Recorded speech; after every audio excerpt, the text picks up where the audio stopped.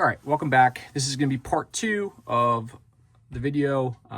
This is going to be the how to mount an SSD RC TRAXXAS Bronco bumper onto your K5, K10 with also utilizing a scale drive line with scale engine system with all like your fixings and things, and how to be able to do that and still also have a functional steering servo that's not just, sticking out like a sore thumb. All right, and this is just my method of what I've discovered works best. Again, you may have a better method, that's fine. If you do, feel free to share it. I'm all ears. This is what I found works for me and the style of trucks that I'm building. Again, a lot of these trucks, I'm not hardcore comp crawling them or beating them to death. They spend a lot of time on the shelf. I'm not going to, BS about that. But I do obviously want them to be functional and to be able to do some, light trail use, or, be able to, take them out and, whatever, utilize them and actually have them function. So let's talk about what we need to do this. So first and foremost, you're going to have to order this bumper, A-Main, RPP, wherever you like to shop. They make it in chrome, they make it in black, and again, it's the SSD RC TRAXXAS Bronco bumper. And as you can see, it fits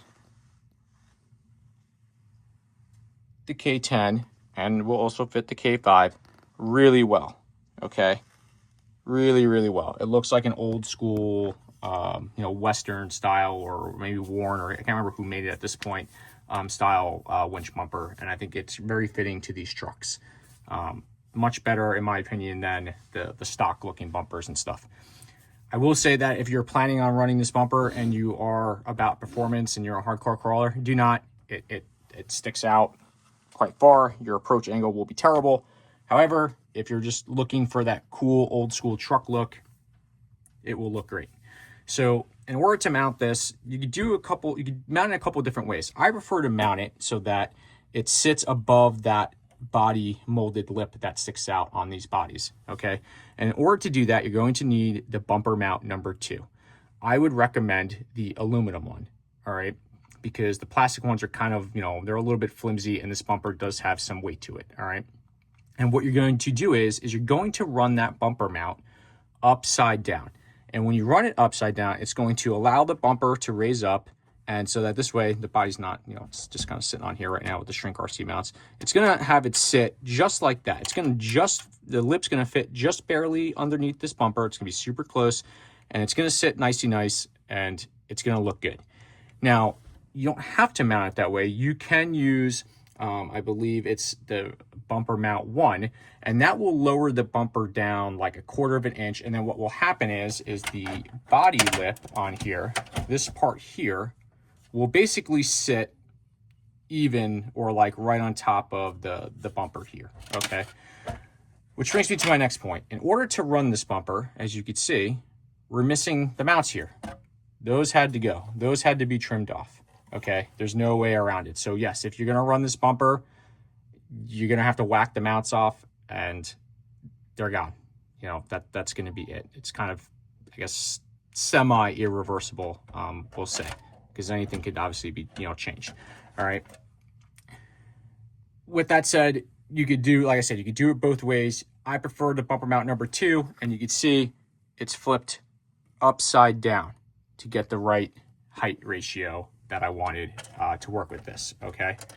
So that's how you get it on there to start. The other thing I also did, I'll just sit the body back on here so it'll look semi the part and make sense. One of the other things that I like to do is I then like to trim, once this is like, actually mounted, I trim the fenders up about, it's probably a little less than 1/4 of an inch or so. I retrim this fender and I reshape it, okay? Very carefully with a Dremel. And this is, it serves 2 purposes. One is when this is all mounted up officially, this is dead even with the bottom of the bumper here, okay? It'll be dead even. Secondly, if you're running any sort of decent sized tires on the trucks, you will be able to clear said tires without rubbing the crap out of the fenders, okay? So that is how I like to do it. You don't have to do it, but then what'll happen is this bumper is going to be hanging down below the bumper line here, okay? That's why the other option is to just run bumper mount 1. The bumper will sit roughly 1/4 of an inch lower, and then this stock fender will be basically even with the bottom of the bumper in that location. Again, it's a matter of preference. I personally like it this way. You may personally like it another way. Either way will work. You'll be able to get it on the truck and it's going to fit, you know, nicely. With that said, let's talk about the scale driveline, scale engine, steering servo issue that is going to arise if you're going to do all 3 of those things combined. If you're not going to do a scale engine, it's kind of irrelevant. You could do the R4 scale driveline, okay, and it won't matter. However, if you're going to then do a very scale, very detailed engine, such as this one from JE Designs here, this is the LSX that I picked up from him, you could see where the servo would normally go on this truck, that's not going to work. It's not going to fit, all right? Not without taking all the accessories off the front of the engine, which, you know, that's why this engine looks as good as it does. So you don't want to lose that stuff, but we have to be able to get the truck to steer. In the past, I've done things where I've added bell cranks from like a bruiser and I mounted the servo back here underneath the interior, and I have a drag link that comes through and steers the truck. But those steering systems, they don't tend to work super great. They're sloppy because of the length and the flex with the rod between the servo and the bell crank has slop, and it's just not a good system. So really what we want to be able to do and accomplish is we want to be able to have the servo in a semi-stock location that clears the engine, is still hidden out of the way, and, you know, allows the truck to still be very functional. All right, so in order to do that, I've kind of come up with a list of, you know, parts and stuff that I've, you know, cobbled together to make this work. All right, so basically what I do is I mount the servo down below here. All right, we're gonna do a little zoom in. All right, so that's where the servo is now.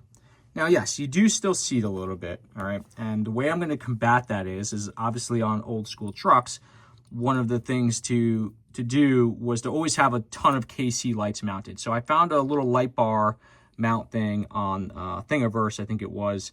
And what I'm gonna do is I'm gonna actually put some of the scale KC lights, probably like 4 of them across the bottom here. That's gonna kind of help hide the servo. I mean, obviously some of the other things you could do is you could airbrush this or paint this black, get rid of the machine marks. That'll help the servo blend in. But it's not super noticeable as a whole. When you're looking at the truck, it doesn't stick out like a sore thumb. And as you can see, there is plenty of clearance with the engine and everything else. Even with this particular one where the snorkel, where the breather, you know, comes and slopes really far down. So in order to do that, I basically utilize the stock aluminum, well, not stock, but the aftermarket aluminum number 2 mount, and I utilize a series of servo mounts. And the ones that I have found have worked best for this are the RPM servo mounts. You will need 2 sets of them, okay? And then you will also need a plate, a servo mounting plate that I get from Amazon, all right?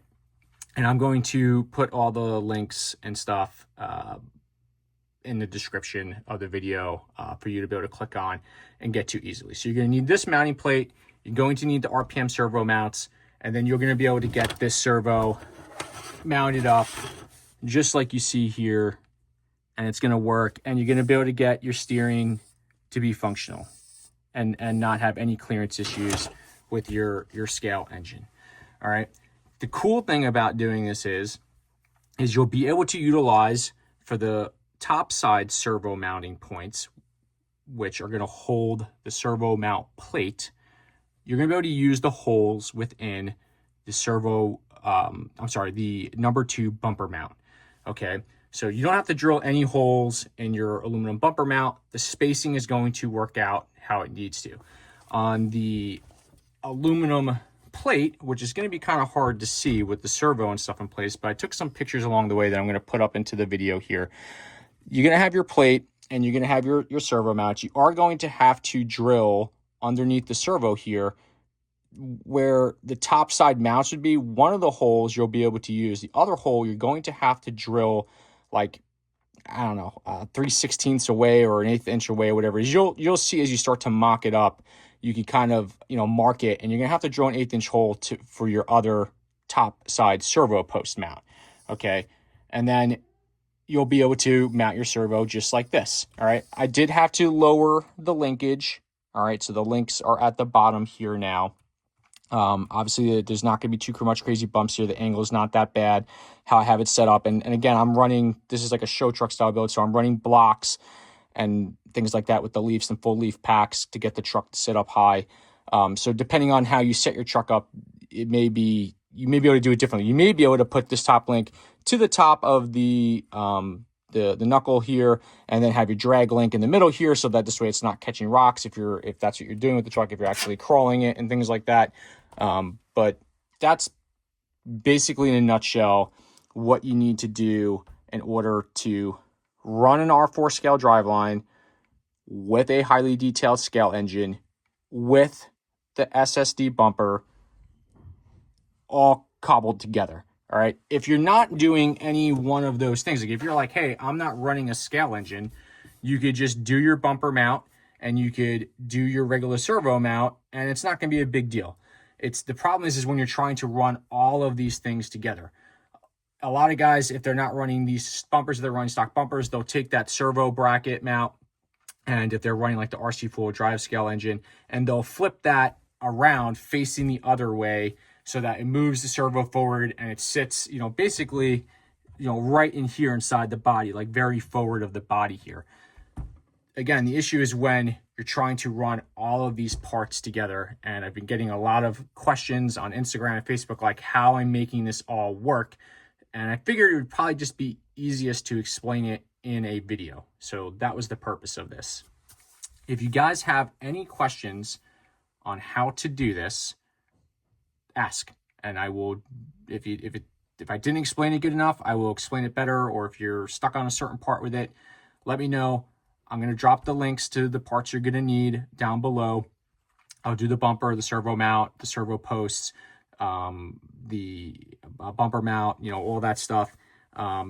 It's going to work, and it's going to work fairly well too. Like it'll make the truck still extremely functional, and it's going to look really awesome, with this bumper. So I think these bumpers are a great fit for these trucks. So yeah, with that said, I think I'm going to wrap it up here. Again, any questions, drop a comment below, just ask, and I'll get you figured out. All right. Thanks, guys.